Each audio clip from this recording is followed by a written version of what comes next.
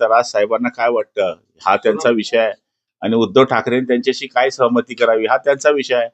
शेवटी कोण कोणाबरोबर जावं हा त्याच्या पक्षाचा आणि त्यांचा नेत्यांचा विषय आहे. त्यामुळे मला वाटतं त्याच्यामध्ये मला बोलणं उचित होणार नाही. त्यांचा निर्णय ते स्वतः घेऊ शकतात. गुलाबराव पाटील बोलतील आणि ते निर्णय बदलवतील असं होत नाही. शेवटी ते त्यांच्या पद्धतीने त्यांचा निर्णय घेतील.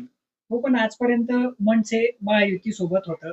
त्यांच्या विचारांची लोकसभेपासून आपण जर पाहिलं तर कुठेतरी तुमच्यापासून दूर जात आहे. हे बघा, राज साहेबांचा प्रत्येक वेळेस त्यांना जो विषय आवडतो त्याबरोबर ते असतात.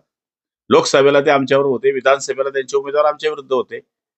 उद्या जर त्यांना वाटलं की हे चांगले काम करणारे लोक दिसत आहेत तर ते त्यांच्यावर येतात. आणि मागच्या काळामध्ये त्यांनी काँग्रेस राष्ट्रवादीचाही प्रचार केला होता, हे आपल्या नजरेच्या समोर आहे.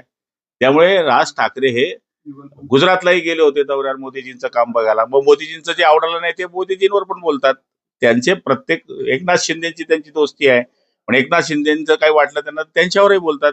देवेंद्रजी त्यांची मैत्री आहे, त्यांच्यावरही बोलतात. राज ठाकरे हा एक वेगळा विचार करणारे व्यक्ती आहे, त्यामुळे त्यांच्या मनामध्ये वेगळा विचार असेल, आपण काय सांगू शकतो. हो, पण आता दोन्ही नेत्यांनी हे म्हटलं की आम्ही आमच्यातली जी आपसातली भांडणं आहेत ती महाराष्ट्राच्या हितासाठी बाजूला ठेवायला तयार आहेत. आता तुम्ही पण म्हटले की ते